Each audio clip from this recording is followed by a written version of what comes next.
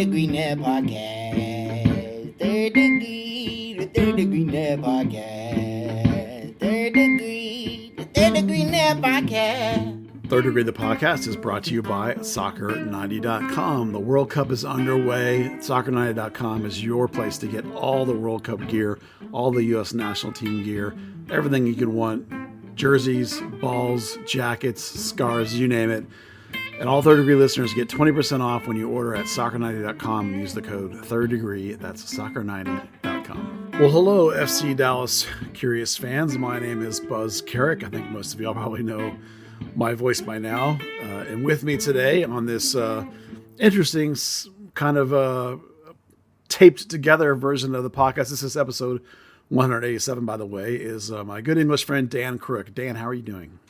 Just enjoying another World Cup day. Yeah, you sound a little sick, my friend. Are you all right? I've been a little bit under the weather. Thankfully, later I'm sure you'll tape it together to make it sound like I'm better. Yeah.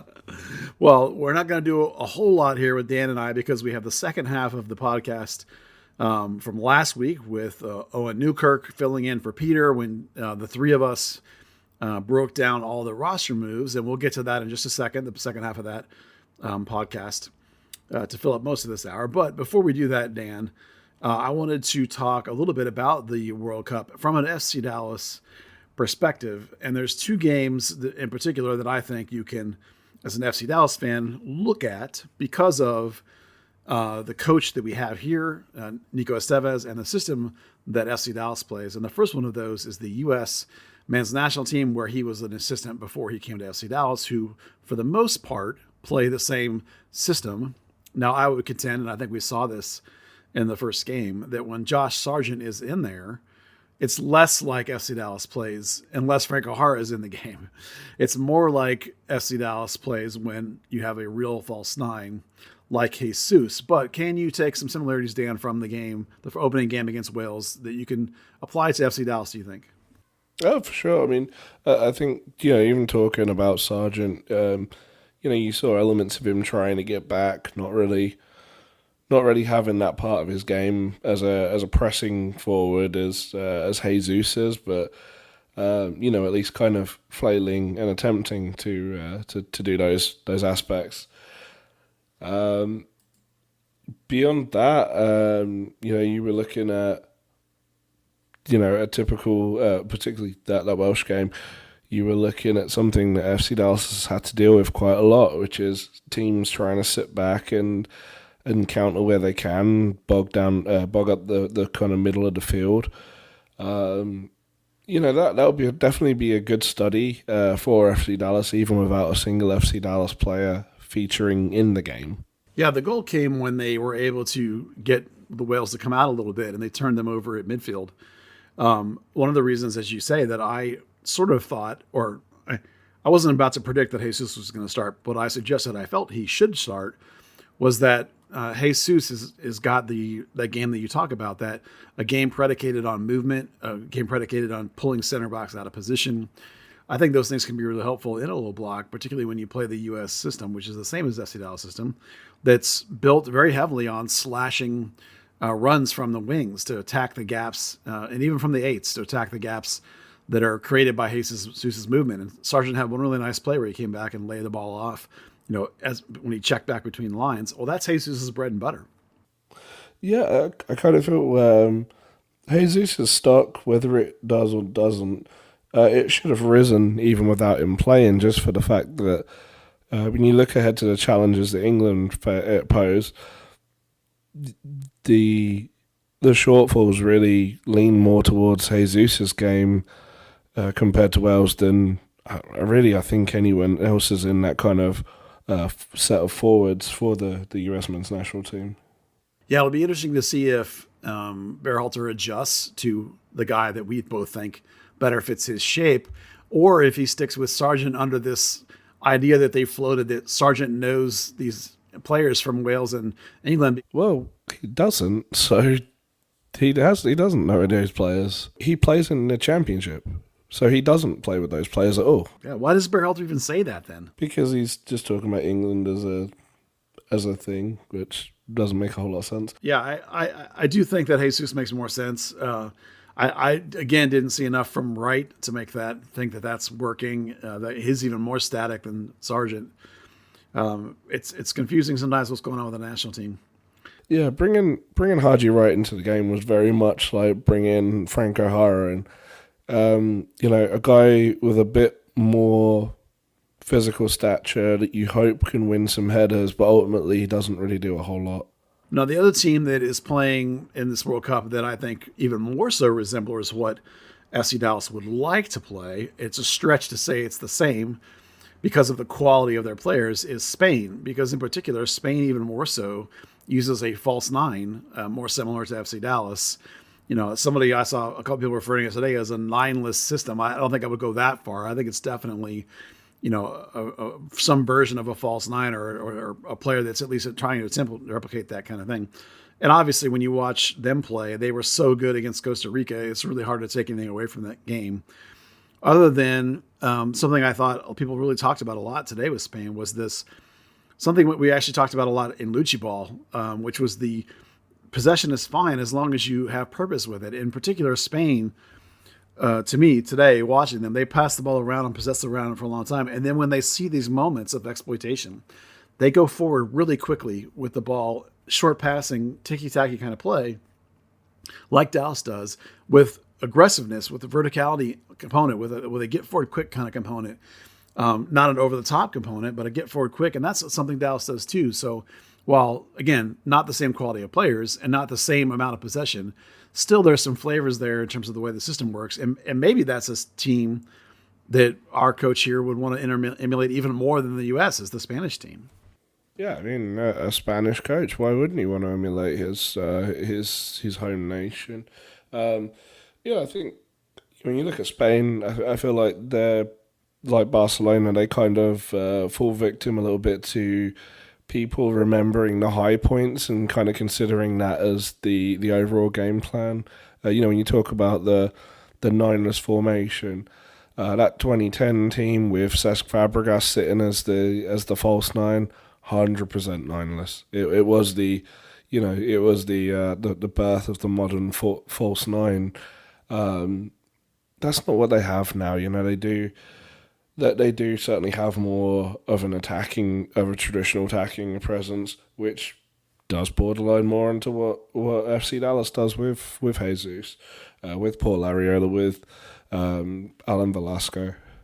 Yeah, I think when you look at Asensio, who was playing ostensibly that sort of center striker position today, wearing the 10 jersey, he does play. He doesn't play high. He plays sort of seemed like a flat line with Olmo and Torres on the outsides. And to me, it was very reminiscent of the way FC Dallas tries to play, with guys all trying to hit that gap from various positions. Even watched Gavi blow into that spot 3 or 4 times too. I sat there watching that thing and I go, oh, now I see what our coach Nico wants to do. And it was obviously it's an aspirational level of play, but and of course. Go ahead. I think as well, if you talk about like Spain's play and that being the kind of end goal for FC Dallas, you have to look at a player like Sergio Busquets and say, that's your six, that's your one-touch anchor that everything goes through, and that is the player that you wanted Carlos Grosso to be. Granted, they got a lot of money for him. Great, that's the player that you wanted. Thiago Santos to be, but then they got a good offer for him. The player that they kind of hoped Faku could somehow be. That when we say that the 6 is arguably the most important position in the team, Spain is the perfect example of why. Yeah, I was watching that game today, just absolutely admiring Busquets and how he plays, and thinking to myself that exact same thing, that as much as I think Eben Cerrillo has a future here, you can see what a truly world-class 6 does for you. Their whole front 5, other than him, are so freed up by his ability to progressively pass, move away from pressure. He's got attributes that Facu and Cerrillo, if you combine them together, still wouldn't quite reach that level. But, that ability to link the back to the front, the ability to escape out to the sides, and then none of that do we talk about is defensive. It's not like you watch him run around the field tackling everybody. He's always in the right place, turning plays back and keeping the whole offense in check. And And I was watching that game today thinking to myself, man, if you really wanted to upgrade this FC Dallas side, if you had dropped a player into that spot of, now obviously that caliber is ridiculous. Dallas can never afford somebody like that. But if you had someone that MLS teams can afford, like the nature of Bradley or like the nature of some of these other good American maybe, or if you have to go in the farm market, Grezzo certainly was a good example. There's been plenty of guys that have been relatively expensive in this league that have done that job and can do it at that level, and it would really change FC Dallas, I think, considerably. The problem of doing something like that, of course, as you know, is the $800,000 you're on the hook for Facu. You'd almost have to buy him out in order to make a move in that spot. I don't think you could get anything for him unless you could sell him to South America on the cheap or something. But that salary would be very, very difficult to get anybody to take, particularly someone not in a league of the profile of at least MLS who could afford that kind of deal. Yeah, 100%. I guess it would depend on what you'd be looking for to, in terms of a destination. Not every player needs to make the same money if there's other benefits to, a preference of where they live or something along those lines. But all the same, a pretty tough obstacle to overcome at least in the short term. All right. I think that probably wraps up the discussion we have on the World Cup for FC Dallas. Again, if you're an FC Dallas fan and you want to try and think about FC Dallas and how they play, the U.S. obviously, Spain obviously play the very, very similar in terms of both the coach, having been with the national team, having being from Spain and being from those kinds of systems. Those are the obvious two models to look at. All right, we're going to now play the second half of the roster moves breakdown between myself, Owen Newkirk, and Dan Crooke. And then at the end of that discussion, Dan and I will be back to say good night and thanks for listening to the podcast. All right, so let's go to Benny Redzic, who really kind of surprised everybody because he missed almost an entire year due to injury. And I saw him a lot when he was around the team during that recovery where he was sort of like hobbling around and just trying to sort of stay involved even though he wasn't able to play. And that had to be a miserable time for a young player. As you said, Buzz, young players have to play and he's out with an injury. Yep. Those things happen, but it's mentally an awful period to go through because it's very lonely and you really don't feel like you're part of the team even when you're part of the team. But he recovered and really ingratiated himself very well with Nico Estevez. We all, I think, were a little surprised at how much the coach really liked him.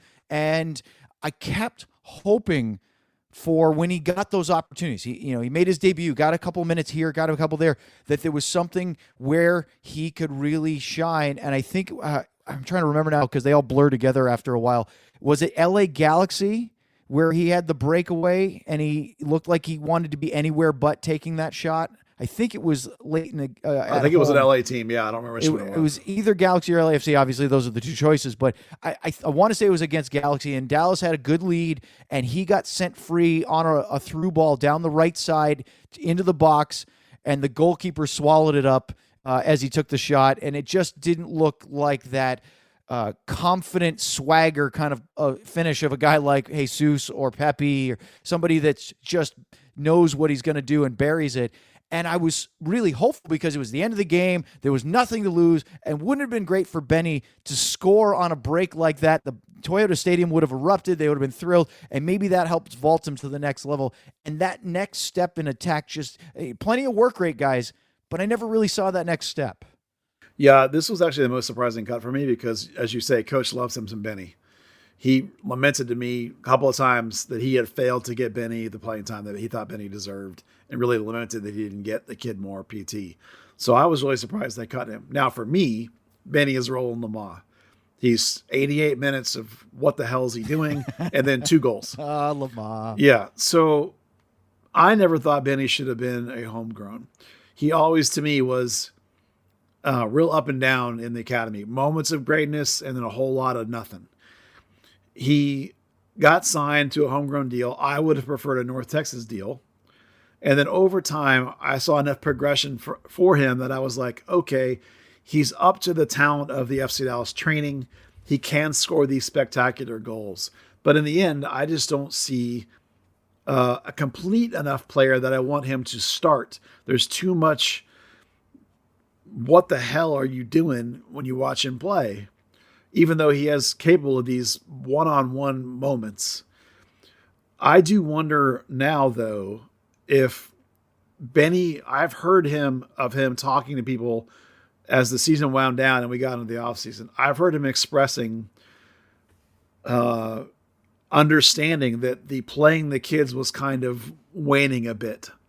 Now we've said maybe it's not just playing any kids, it's just playing these particular kids. For whatever reason, Benny's not getting playing time, and he's recognizing that. He's recognizing they're going out and getting Sebastian Lletget. So I'm curious, and I don't know who to ask, but I probably will try and figure it out eventually, if Benny asked to be let go, because I heard discussion of Benny wants to go to Europe well before they actually declined his option. So he's going to go over there and try and find himself a spot. He does have that Bosnian passport, which is not EU, but he does have, a background that fits into some of those profiles and probably has some connections through family or whatever. So again, based on the coach's evaluation and likes of him, I'm surprised they cut him, which is why I do have this decline his option, which is why I do wonder if maybe he has to go. If there was a mutual decision there. If it was a mutual kind of one, because we're not privy to those conversations. It could be they sat in the meeting, he's like, hey, listen, I got to go, guys. And that they like him enough that they were like, okay, we respect that. Now, I don't think he's good enough, so that's part of it for me. But, a guy that I think just never was a complete enough player to help your team. Another guy that needs to go play a boatload of games somewhere. Dan, when we were looking at forwards, and you have Jesus Ferreira, who had a phenomenal season, and then Franco Jara, who, for any deficiencies, actually grew on me, especially this year because of his professionalism and ability to go out and be physical and be more of a hold-up guy. Yes, he likes to float and go for the ball too much, but it seemed like they were missing a 9 that could come in and spell Jesus and be more mobile than Franco Jara and create some opportunities. And it didn't really feel like Benny was that guy.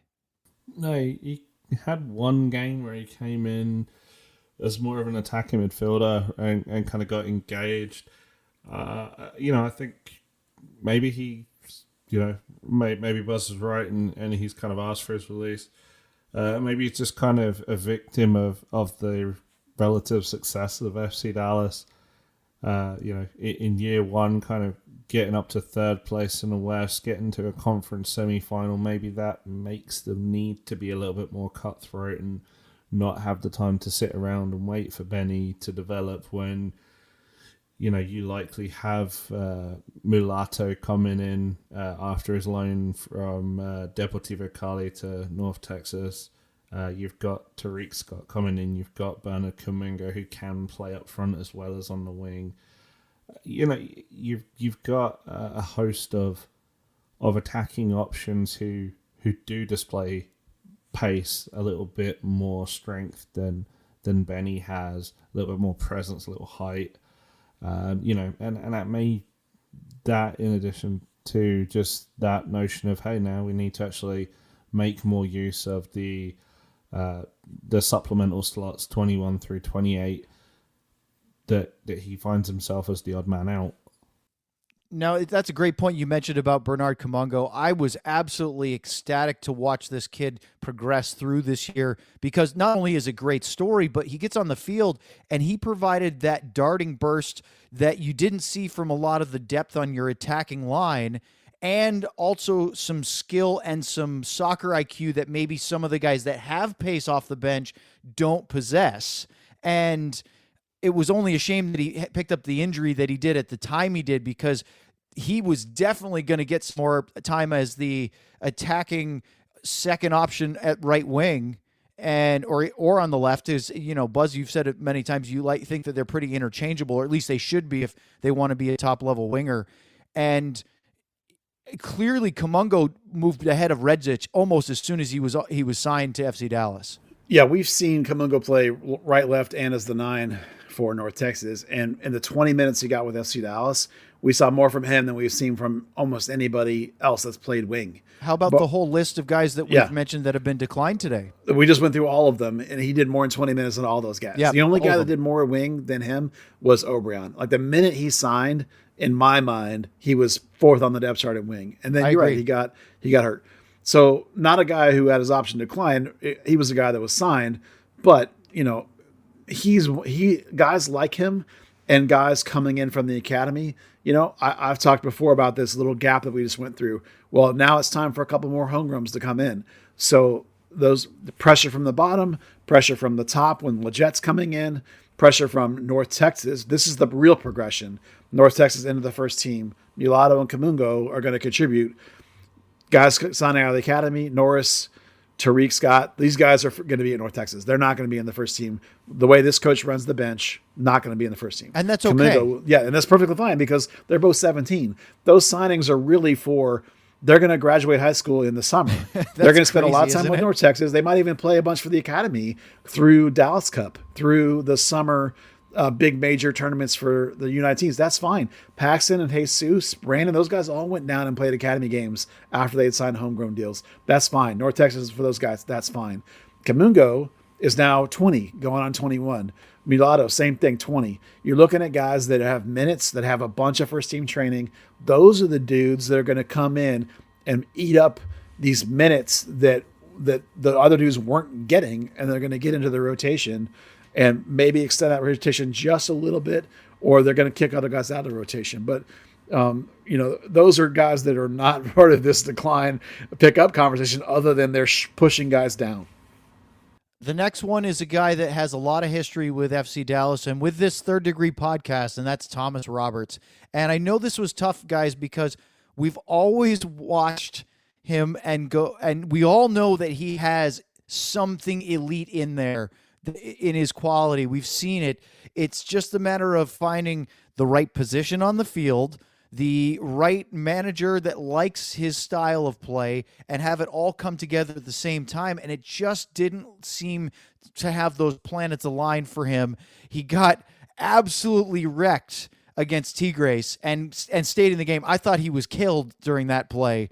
But I was really excited to watch him in that friendly against the Mexican side because it was an opportunity for him to show Nico that he deserved a chance to be a secondary option off the bench at a time where the first team was pretty well established, but there was a lot of room for improvement in the substitutes, and it just didn't quite work out for Thomas, did it?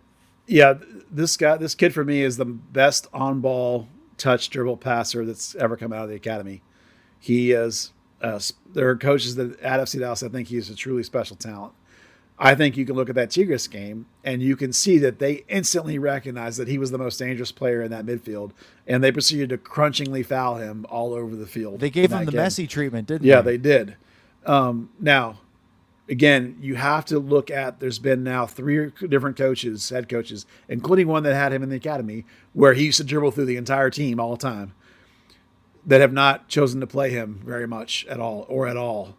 So they're obviously, now he is a player that's converting from 10 to trying to be an 8 or a false wing. Nobody really uses those pure 10s anymore. Again, 10, like the striker, like the winger, man, that is a really, really hard spot to break in. That's where people spend millions of dollars on your Drusis or your Mauro Diaz's, right? Your Oscar Perejas when he came here. But how about in Minnesota? They went out and got Reynoso. He's their playmaker. Yeah. You can look at any, like as Matt Doyle says when he does his draft things, number 10s to look at in college, none. He just doesn't even list anybody because my favorite in MLS is Hani Mukhtar. Yeah.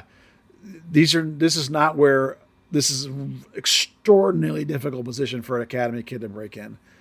I love this kid so much, and I'm so bummed, but it's been 3 years since he played. So even if you thought, I still think this kid's got all the talent in the world, just let him go, man. Just let him go play. Let him go find his game, find his joy, find whatever it is, get back on the field. You know, even if you thought there's still value in him, even if you thought, I hate to lose him, you owe it to him to let him loose and try and save his career. Because if you keep him here and don't play him more, he's done. you got to let him go play. And I'm actually really thankful that they didn't, because they had another option on him. They could have held him. They could have said, someone will pay us for this kid. It won't shock me to see somebody grab him. It won't shock me to see him in Europe in a week and a half or a month, Dan, there's an irony here where there was almost a 10 role for him a year ago when Pepe was playing as the striker and Jesus was playing in sort of that attacking 8, almost pure 10 role, and Thomas was overseas. And if he was available, he could have maybe been a bench option coming on for Jesus behind a pure striker role, but it just, again, didn't line up, did it? No, and I think even that as nice as that would have been to see, he then kind of has to beat out the idea of Hara coming in for Pepe instead of maybe pushing Jesus up, because certainly at the time with Lucci, Jesus was kind of his go-to guy, but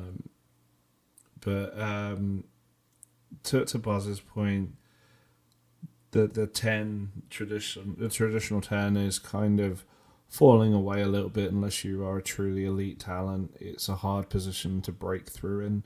We're seeing a lot of players who are having to break through in another position and kind of move into that role. It's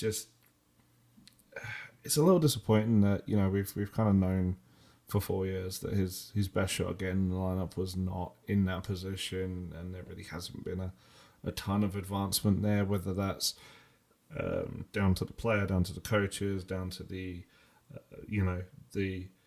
mutual decision on the loan and the circumstances that came of the system where they ran in Klagenfurt.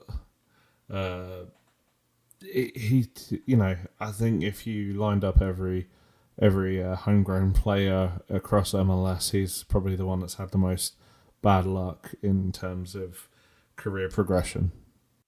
All right, 2 more to go as we continue our in memoriam for players having their contract options decline. And one that I'm not surprised at all, and maybe the most disappointing signing, although, Buzz, you did last week give him some positive words toward the end of the season and into the playoffs, and that's Nanu.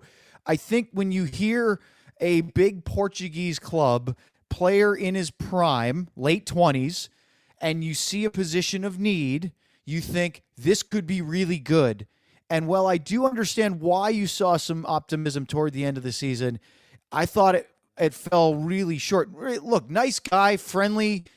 You could see on the ball he clearly had something, but it wasn't nearly what this team needed. Yeah, I think the value at the end of the year was found by the coaching staff, that they found a way that he could be useful to the team and didn't just send him packing. But in terms of the amount of money that he was costing, the international spot, the fact that he came from Porto, those are all things that said he should have been a much, much better player than he was. Now, I will go back to the preseason again and point out that I flat out said this is a bad signing because why is a club, if the guy is so good, why is a club like Porto dumping him when he's had these injury problems? And he's now third there's now third on the depth chart at their club. This is a dude they're dumping, right? Why are you paying a bunch of money? Turned out to be, 800, I think? Maybe it's 800 something, somewhere in that window, whatever. It's above the DP line. Why are you spending that kind of money on a guy that's being dumped by a club that is not in a top 5 league? Right? Porto, yes. Everyone loves to talk about how great Porto is. That league's not that good. Porto's good. The league is terrible. So for them to be dumping a player, to me, a guy in the prime of his career, theoretically, I think that's exactly the wrong kind of loan that you want to do. Turns out to be exactly right. He couldn't beat out Emito Amasi, who's trying to convert to right back. So complete bust of a move. Applause for the guy for not faking an injury to get out of a game, for continuing to work hard continuing to come off the yes. bench and provide actual value and try and be a contributing member of the team. Do you think there's going to be Edwin Jesse references for a decade to come on this podcast? I think I will never 100%. get tired of saying the guy, at least he didn't fake his injury to get out of the game. But that's like the floor of evaluating a player. Oh, I remember that well. It's hard to forget, isn't it? I couldn't believe it when I went to training like on Tuesday, and I was looking at him and I was talking to Lucci and I pointed at him. I'm like, "What the hell?" And Lucci's like, "Yeah, he's not hurt. He's fine." Not. Yeah, we don't understand why he's fine today. Well, I remember when he play. was subbed out, and then saw him that next week and went, "Wow, he recovered awfully quickly." Did he recover by the time he was to walk into the locker room? He wasn't limping. But look, I guess the thing is, and I don't know, Dan, if you think that I'm being too rosy-colored glasses here. If Nanu, you went for that swing and hoped that maybe because he was injured and then sick, that maybe Porto just dumped their problems, but there was still something to squeeze out of him. If that's the biggest miss of this past season as far as acquisitions, and all the others were relatively hit or much, much better, then you have to think overall for the club that's a pretty good grade out, isn't it? I think so. He was the very typical FC Dallas low risk, high reward signing. Looked the part at Maritimo. Maybe took the move to Porto when he shouldn't have. Splitting time in his first season. Had the two bouts with COVID. Had that neck and headed injury. Had a little bit of bad luck, and then suddenly instead of splitting time with one player, he's splitting time with two. Since he obviously wasn't a reliable option for them. For him, the chance to maybe, improve his national team stakes with Guinea-Bissau, maybe get a little bit, prove something to Porto or to find his way into a move to somewhere else. I mean, MLS is probably a better shop window than Portugal these days. So yeah, I mean, I don't think anyone lost out from it, but a little bit disappointing. You would have hoped for a little bit more success, and Emma Tumasi, didn't exactly excel, but did enough to win the starting job. We'll point out Buzz also kind of called Marco Farfan a bust of a signing before season 2. Did I? You did. You said Parker. Oh, we would need be receipts for starting this. from like 10 games in. Oh, no, I didn't say that Marco was a bust. I said I thought Parker was fantastic and that he would get 10 games of play by the end of the season. That's not the same as you saying he wasn't a starter level player. Marco? Yeah. I don't think I said that. I'll have to check the tape. You'll have to go We're find definitely that going to have to throw the challenge flag Yeah. and actually hear it. So, I mean, I guess from my angle, I don't mind the effort because at least you have an adequate right back in Emo Tomasi. I don't want to disparage Ema's play, but there's definitely... You said Emo Tomasi. Yeah, almost said Emo, didn't I? Yeah, so Ema definitely is a fine right back, and he is pretty good at protecting the ball. I'm surprised he hasn't gotten into more of the attacking side of it since he played farther up the field in previous iterations before becoming the right back for FC Dallas. But at the same time, it wasn't as though that they had to supplant him as the biggest need for the club this year. I think a lot of that is just system. He's working under a coach that has a much greater defensive responsibility for the outside backs. Again, we talked about the support setup, stability across the back, even when you're progressing forward. He's not being asked to be a Brian Reynolds vertical guy. When he was in San Antonio, he led that team in chances created. Some of that was playing as a right wing, but some of it was playing as a right back. He had a very vertical kind of responsibility. When he was first started playing some right back under Lucci, again, Lucci liked the double wings flying, very vertical outside responsibility, very much get forward. Well, he's got to relearn it because that's not what this coach wants.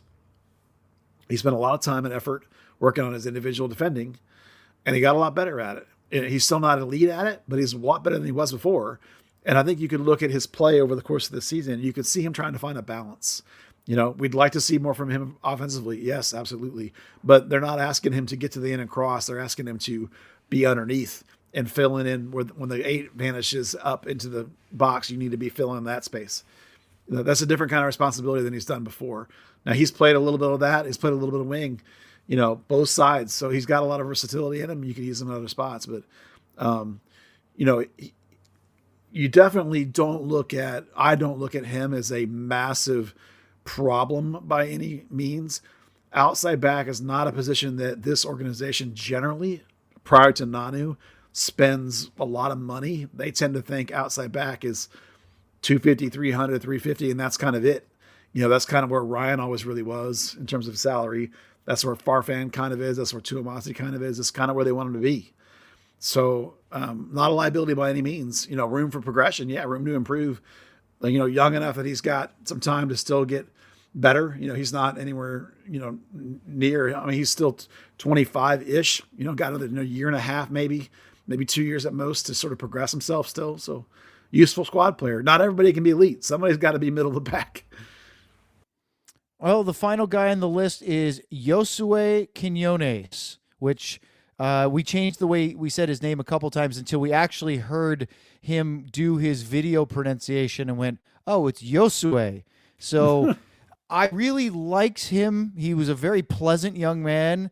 Obviously, that's not grounds for giving him an extension on his contract or anything.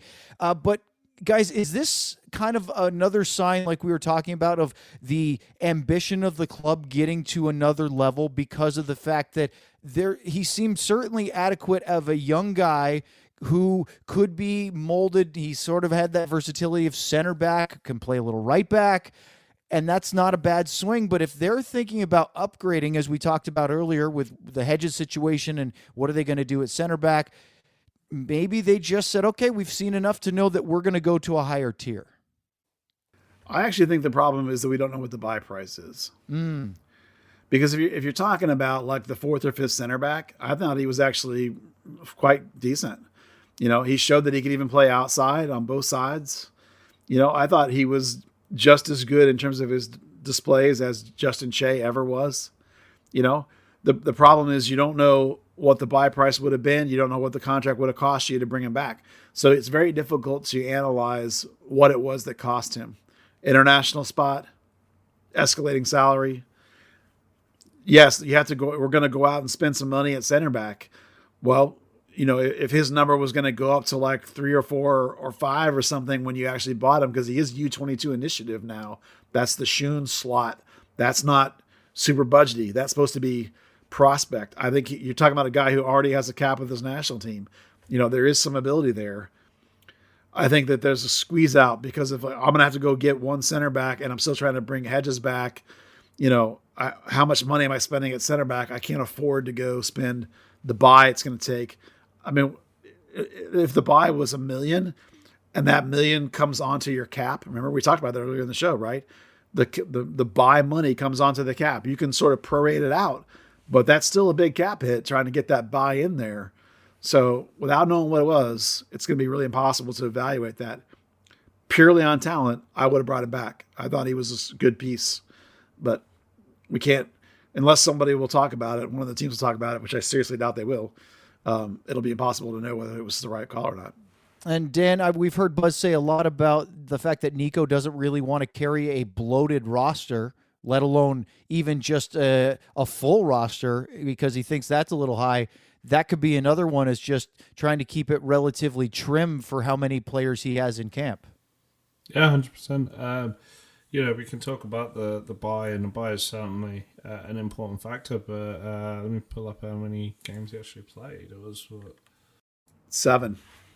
It was 7. 7. Yep. Okay, he didn't have quite the whole season, but that's not a lot. No, only 94 minutes, but that's more games than Njoma, Khalil, more games than Jimmy Maurer. That's right on the edge of that, of enough games to be sort of, Sebastian Lletget only 10, late season, basically like those guys are all those below 200 minute guys that we all thought said those are, they canned all of them. We thought maybe they would keep Benny, maybe they might keep Quinones, and you have to look at what some of the outside factors were. You just didn't get enough from him. He didn't get into the rotation enough.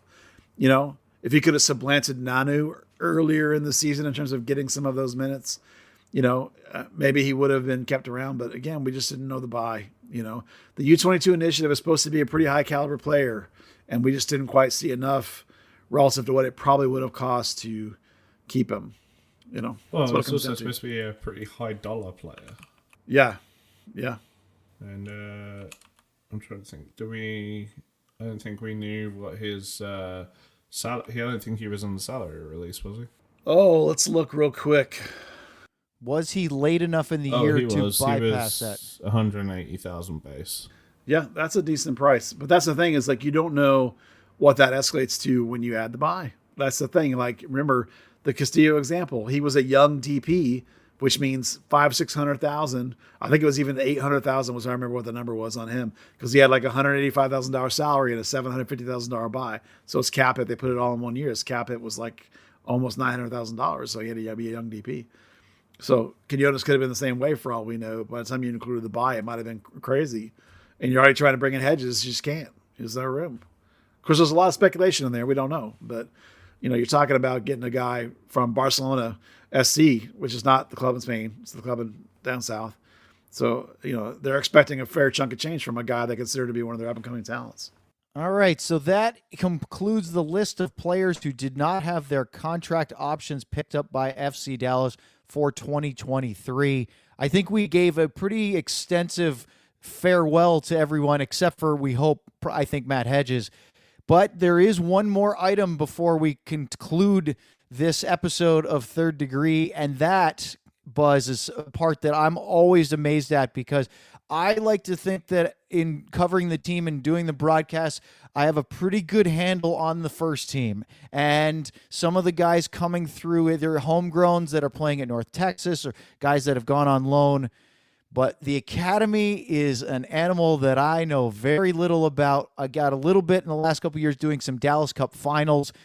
But you, sir, have the treasure trove that I don't even try. It's like guys that are getting ready for the NHL draft. I'm gonna wait till they get drafted and then come to camp, and then we'll see what they have. What can you tell everybody about Tariq Scott and Nolan Norris, who just became, and this is the number that really always impresses me, the 34th and 35th homegrown contracts for FC Dallas, which in their release they mentioned equals the record for RSL. Yes. I've been talking for a couple of years about there was a little bit of a gap where the 2004s weren't great, and then a little bit of a bubble coming with 05 and 06, which is a bubble of the amount of players who could be professionals. There's not a Pepe in there, but there's definitely some serious talent. And the problem is for all of these kids is that there really is only room at FC Dallas for maybe one or two homegrowns a year. If you get one of them early, you might get like a 2003 class, which has like 4 or 5 in it because some of them came out early. But if you look at the way the roster is constructed, and we have a feature called Roster Dance on our website that shows you all the slots, there really is only room for these two guys on the bottom. This is really going to be it. These two guys are signed. They're both in the class of 2005, and they're both graduating next summer, the 2023 from high school. So really, these are signings for this upcoming season. They're 17 years old, but they're both U19s. They're both in their only season they're going to play as U19s. So this is the Dallas waiting for kids to be graduating high school before they sign them, rather than they did with Brian Reynolds, where they signed him at 15 years old out of his first season of the U17 team, or they did with Pepe as well. They're kind of waiting more now. So Tariq Scott is a little bit of a late bloomer in that he really clicked in his first season at the U17 level. Dominated at that level, led the team in scoring, won the Golden Boot at the MLS playoffs, the DA playoffs that year. The next year, which would have been his second year at the U17, they just moved him up to the 19s, and he again led the 19s in scoring. So he's been the most dangerous player, and he is again right now because he's still a U19. He's been the most dangerous goal scorer for basically 3 seasons now in the academy. He scored a brace in his first game with North Texas, coming off the bench. He is a player that can play as a 9, but I think is better as a wing. He is a similar sort of physical shape as Brian Reynolds, but not as tall. Lanky, about 5'11", I think right now. Remember, he's only 17, so he still could grow a little bit. Very, very quick, very direct kind of attacking, slashing. I think if he turns into the player, I think he could be looking at a Jeff Cunningham level of talent, like that level of goal scorer. He needs a little bit of polish in the box on his final decision making, but that'll come with pro experience. He has all the other tools, and he dominates in the academy games, both physically and soccer smarts on the attacking end of the field. Most people that you talk to that scout the academy would tell you that he's the most interesting player in the top couple of age brackets. He's never quite broken into the youth national team because, again, you're talking about 9s and wings. This is super high caliber talent levels. He's always been just barely right outside that. So again, he's not Pepe, not going to Europe at 18, but still, he's the one that Bayern asked to come to their Bayern World team thing this winter from FC Dallas. So that was kind of cool for him to get that. No one's ever done that for Dallas before. That's different than the training invite that happens. He got to do the thing Mulatto did, which is this reality show team where they have games and play other competitions and stuff. High level games, excuse me. It's not like a game show. It's legit high level. They're not going out and playing some Sunday Kickaround Park League team. No. This is legit. This is good worldwide scouting that they're doing, and they invited him to come. So that tells you where his level is. His brother is at Tulsa. Tariq would have been signing to go to Tulsa this next year. His brother's a little bit shorter, also a good player, but not as good as Tariq. Now, Nolan Norris is the one that gives me joy because Nolan Norris is a player who I first saw when he was 13 years old in the Dallas Cup, playing in the Dallas Cup Super Group, the Super 14s, in fact, that newer U14s level that they invented in line with the broadcaster to have that group be a strong group. And Norris is an interesting cat. He's a left-footed player, by the way, an amazing leader, captain of the team. He owns a training and soccer skills company, and he's 17, and he has for a couple of years. He hires other players in the academy to train kids in the academy. Like he's 17. Like Scott Seeley, and has been for a couple of years. That's the kind of kid he is. Wow. So on top of that, the first game I saw him, he looks, you watch him play, he looks pretty decent. And the ball comes over to him, and he does something that makes my soccer brain go, oh, that was different. And then he keeps playing. And the ball comes over again, and my brain went, oh, wow. And the third time it happened, my brain went, holy shit, and a tingle went down my spine. Because he's making decisions that don't match my expectation. One of the things I really like in players is when I'm watching the game, I'm watching a play. Okay, it's going to come over here. It's going to do this. It's going to do that. This guy's going to go over here. And then he would turn it or do something, and I would go, wait, what? What is he? Oh, my. Like that kind of soccer smart. And I was worried that they were going to coach it out of him because he's got such a unique way of thinking about the game. But they didn't. He brought it in line with the play, but he still has it. He's got a really, really nice left foot, which is obviously worth a lot. I think if he only, right now he plays left back. They've used him at 6 a little bit too. I think if he only plays left back, you're looking at a Marco Farfan level player in Major League Soccer, a defensive first, really solid, long career, capable starter.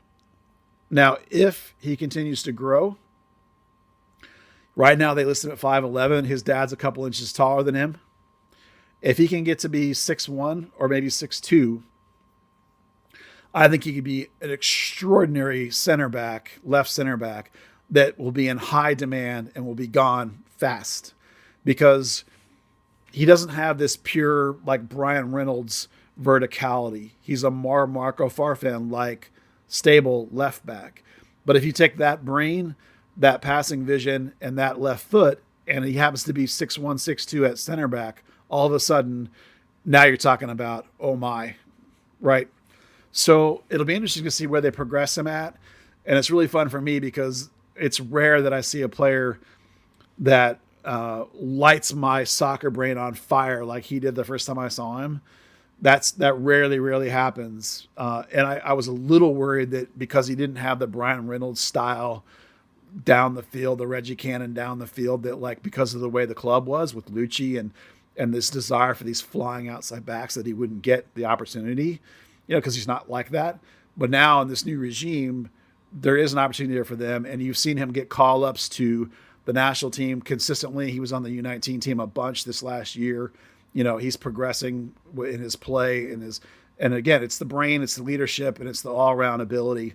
A player that may just be a great MLS player for a decade, or might, depending on what happens with him physically, might become really extraordinary. And we'll see. He's got a couple of years before we figure out which way that's going to break, and it'll be interesting to see how the club uses him. Okay, but so a player question I've been for you, though. so excited about for a long time. If he does take that growth step that you suggested in a hypothetical and becomes a target for growing him as a left center back as opposed to an outside back, yeah, how difficult is that to have one of your homegrowns try to come up through the center of your defense? Because as we've seen, even with a guy like Justin Che, it's hard for a head coach at the first team Major League Soccer level to trust a really young, inexperienced center back when they have older, more savvy veterans to call on, as opposed to out on the outside back, the right or left, where they can at least have a Hedges or a Reto Ziegler to give them a little bit of cover and some talking during the game to help coach it along. That's the big thing. You see Justin Che play right back for, a long time, where they went, well, he's a center back, but we're putting him here because it's a spot we feel comfortable putting him on the field. And I think he did really well considering he's really a natural center back. Yeah. Is that a path? I mean, obviously you see something like Chris Richards and he becomes such high demand that he never actually plays for the first team. But is that an easy path to go? Because it seems like that's a harder way to go than being a little safer out on the wing. It is tough. You can Google this. One of the youngest players on average in the professional game is outside back. One of the oldest on average. That makes sense. On break-in, on when you break in, is center back.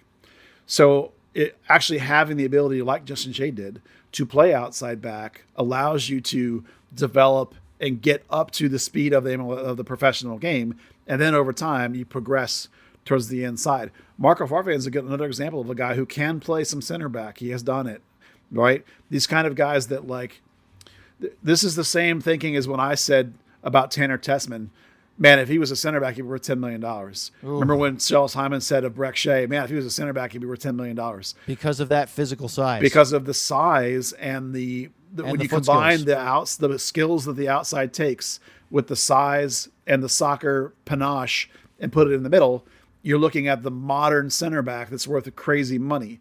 This is why there were 2 or 3 camps where Brian Reynolds went to like the U20 team or the U18 team, and they played him at center back through the whole camp and in games for this very reason. A lot of people don't know about that because it was pretty low on the radar that that's what he was doing.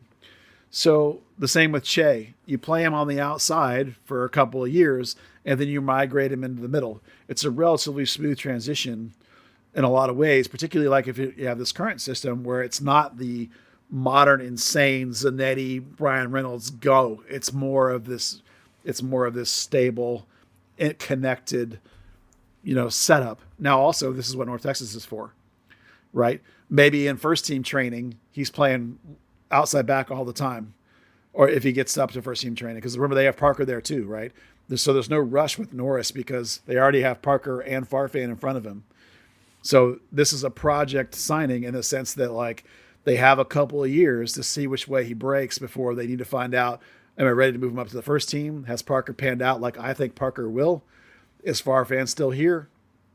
Farfan's a former U23 U.S. player, so definitely, a very capable player. Left side players are hard to find. Left center back, they have a problem. So even if they think Morris is a couple of years as a left back at North Texas and FC Dallas, eventually maybe he's your left center back answer. If he gets a little taller, like if he stays 5'11", no, just outside back. But if he gets as tall as his dad, who from the picture looks like he's about 6'1", maybe 6'2", then you might be talking about center back. So 18-year-old kid, no rush, plenty of time, right? This is a coach that doesn't want to play you at 15. He wants to wait a little bit. So we'll see. It'll be interesting to see which way he breaks. Dan, do you have anything to add? I mean, Buzz just overwhelmed us with such incredible homegrown knowledge. You want to tack on anything else for these two?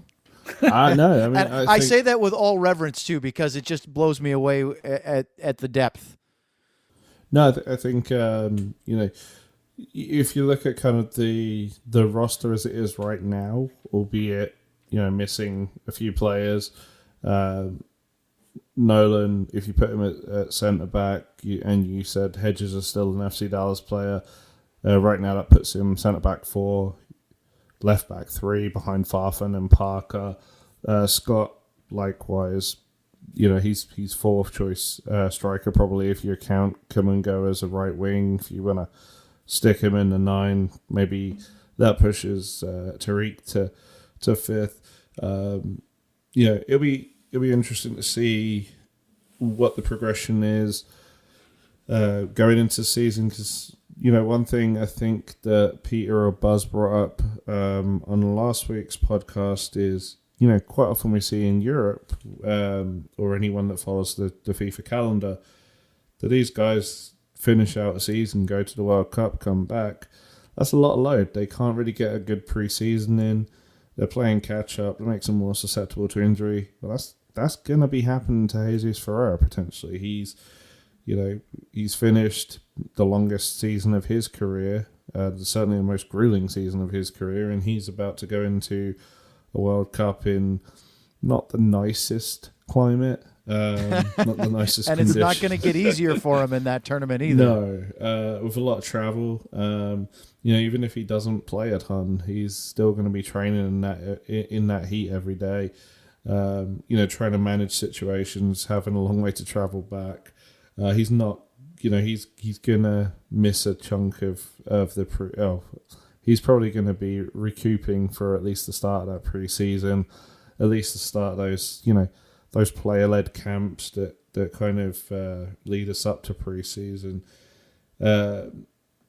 So maybe there is an opening there for Tariq Scott. Maybe it's a case of Nolan ends up with North Texas through the year. It'll be kind of interesting to see either way what the progression is in that first season. One of the X factors with Nolan specifically is Parker. And one of the reasons why I said they were willing to train Ryan Hollistead last year was because Parker looked to me to be better than almost any other college player I had seen coming out in 3 or 4 years. Now, remember, the college draft has low value these days, especially compared to 15 years ago when your number 1 pick, particularly like a number 3 pick, would walk in and start. Well, that doesn't happen anymore. Parker's a guy converting to left back, so he's learning to play defense. And so he spent the whole year down in North Texas. Based on the preseason and the ability I saw, I had hoped that he would get 10 games in there, that they would split some time with Farfan after they traded for him, because Farfan ended up having to play every game and like every minute of every game. And late in the season, I thought he started to look like he was wearing down a little bit. I really thought that they should have tried to get Parker back up and get him some games, but he didn't quite get to a point where I felt like that was possible until really late in the season. And then the window's kind of sort of running out of time on that. So I still think Parker is a very, very interesting player. People, when they drafted him, thought this is a guy that's going to play a year or two and be gone to Europe. So there's going to be some pressure from below towards Farfan this year in terms of like, is Parker ready to come up and start to get some minutes? He is a more offensive guy, so like there'll be a change of pace off the bench, like Nanu weirdly became on the right side. And that's not a bad thing to have. No. For when you're talking about a 20-year-old kid and a GA guy, we're going to bring him off the bench as an offensive threat late in games. That's a great thing to have. When you're paying an $800,000 guy, 29 years old, that's the bad thing. Right. So age matters. So the question will be, how ready is Parker to be up with the first team all the time? Can he get into the rotation, or does he start in North Texas again? And now Nolan Norris started 5 games and played 10 over the course of last season. So there was playing time for him to be had, both at left back and at left center back. Parker's not playing every minute. So does Parker start the season down there and get 5 or 6 games and then comes up and starts to get minutes? And then Nolan's then at left back. Is Nolan going to be the left center back with North Texas? I think because Parker's there, 100% Nolan's going to be down the whole year. I mean, remember, he's 17. He's not graduating until next May, right? This is not a dude that's going to be pressing quick. You know, you want to see him get tons and tons of time. So Parker's the X factor. How soon is Parker up? How soon does he start to give Marco Farfan games off? I would love to see, as much as I like Marco Farfan now, I still want to see him not play 34 games.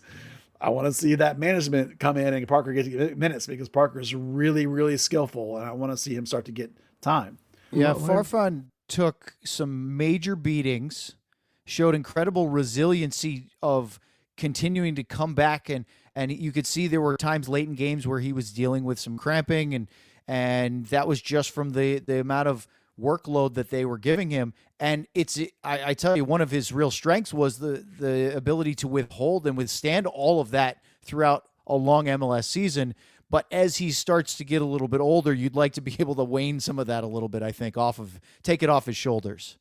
Yeah, definitely. I think my only reservation with Parker is, and I haven't seen as many North Texas games as Buzz, he can't really defend very well. He's great getting forward. I think the best performance I saw him in, he played left wing and then eventually played 10 minutes at left back. Really kind of a struggle getting him back, which is kind of just the, coming off the bench. Okay, that's the Nanu Ema trade-off. You can call him Emo if you want. But that was yeah. But that was kind of a position that was forced on Nico rather than one he wanted to have, there. He does want that defense first player. He's definitely a guy that builds the team from the back, that wants a 1-0 rather than a 4-3, and that's much like Nani. That's not what Parker gives you with his game. Yeah, the defensive side definitely does need work. I want him to start the season at North Texas, continue to work. There was definitely, I thought, a moment later in the season where he really progressed, just like Colin Smith did on the other side, where those guys both felt like at will they could just torch anyone they wanted getting forward. Again, that's the old style, though. That's old Lucci ball, that style. So both of those dudes still need to work on their defensive side, which is what this coach wants. Norris is much more this kind of player that this coach likes. So again, there's these windows, right? Pressure from top, pressure from bottom. Can you get squeezed out? Can you progress? Can you squeeze out the guy above you? It's all going to be part of the process with these kids over the next couple of years. We're going to find out if Parker and Colin Smith in the spring are ready to press these guys in front of them and start to push pressure and start to get forward and see if they can start to get minutes, or if they're going to start the season in North Texas or get pushed out of the team and traded. All right, so that is, I think, a great place to wrap up the homegrowns and everything else.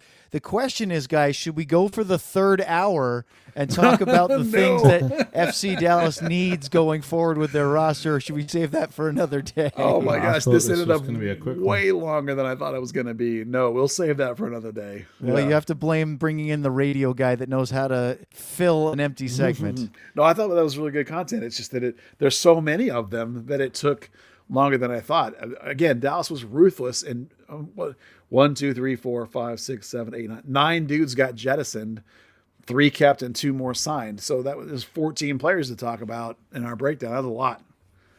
And it's nice to eulogize their time with the club because they are human beings, and we do watch them and have positive and negative thoughts, and it's kind of nice to put a bow in it, or so to speak, to tie one, so that you can at least say we've covered their career with the team from Frisco. Well, this is why I have said to players before, is like, you definitely shouldn't pay attention to the media whether it's podcasts or what is written about you, because we have to be ruthless about these things. And these are people that we know, because we get to talk to them, and sometimes you feel bad saying such brutal things about a dude, but it's like, this is literally what we're being paid to do, and they're being paid to perform, and we're going to evaluate that performance. And so sometimes that's hard. It's that when you forget that there are people with families and they're trying to make a career just as anyone else is. Indeed. I couldn't agree more, because especially from the play-by-play perspective, it's not my job to tear a player apart, especially when you work for the team and not a national broadcast. But at the same time, you have to be really careful not to overdo it, in the sense that if you go too far on the propping a player up, then you lose the credibility of people watching, going, I have eyes, I can see what's going on here. Yeah. So I think it's extremely important to be not cutthroat, but definitely ruthless at times, because that is the nature of the profession, and to speak truth of what you see, because we can all see it, right? Yeah. So if you don't say it, you're going to lose that credibility really, really fast. Yeah, you have to be real. Your audience isn't stupid. They can see it just as well as any rest of us, what's happening on the field. Now, we get to go to training, which gives us a perspective that they don't get, but you can't snowball your audience forever. They recognize good players and bad players. They recognize good play and bad play. You have to be honest with them. And we have to be, our job is, particularly on the outside of analysis and podcasting, this is what we do from the beginning, from 1997 when I started this thing. This is what we've done, is break down and analyze and tear things apart and discuss them, which is fun for us. It can be shitty for a player, but such is life, I guess. They get paid the big bucks to put up with it, I guess. All right, that's the end of the conversation. Hopefully you guys enjoyed that. Dan, thanks for being here on your deathbed, getting out of bed and getting on and at least putting a bow on this thing for me. Thanks a lot. You do sound terrible. I'm glad we didn't have to do a full podcast. That would really worn you out. That would have sucked. And this is me after getting better. All right, well, so next week, this is your Thanksgiving podcast. Hopefully everybody out there had a nice Thanksgiving. Hopefully you got to spend some time with your family. Did you have a good Thanksgiving, Dan? Oh, well, it all hinges on the England-USA game, so I don't know yet. No, you don't know yet. That's true. Thanksgiving is not particularly an English holiday. I had my Thanksgiving dinner with my family here today on Wednesday when we're recording this little wraparound. So that's true. Friday, Black Friday, they've advertised it enough. USA, England. We will try not to hate each other so much on that day. And that'll be fun. It'll be fun. As long as Wales screws up, it's whoever's going to finish first and second in the group, right? Yeah, we'd love for England to stomp Wales in the final game and have Iran maybe tie Wales. That'd be beneficial for the United States. And if the U.S. takes care of their business and manages to do anything at all against England, a tie would be wonderful. I'm not even going to pretend like I think a win is possible, but you never know. We've beaten England before. We've also got Harry Maguire in the team, so anything is possible. That's true. And Harry Kane might be out, possibly. I didn't think I saw precautionary. Third Degree, the podcast, has been brought to you by Soccer 90. The World Cup is underway. Soccer 90 is your place to get all the national team gear of every country you would want. U.S. jerseys, scarves, balls, jackets, all the other teams in the Cup. Well, maybe not all. Half the other teams in the Cup. If you want to get some good World Cup international gear, Soccer 90 is the place. And if you're a listener to this podcast, 20% off if you use the code Third Degree at checkout, 3RDDEGREE at soccer90.com. All right, we hope you guys enjoyed that episode of Third Degree, the podcast. We will be back with another podcast next week. I don't know what we're going to talk about. Maybe there'll be some more moves. Maybe it'll be a short one. Insert a whisper here. Go USA. Woo! Woo! Third Degree, the Third Degree Net Podcast. Third Degree, the Third Degree Net Podcast. Third Degree Net Podcast. Third Degree Net Podcast. 25 long hard years, yeah. Was Carrick, yeah, the man. 25 years, you better be giving this man at least $5 a month. Patreon Third Degree, come on, pay the man. It's the only comprehensive coverage of my fucking club that I love so much. Hey, come on, it's third degree or bust. Yes, give the man some money.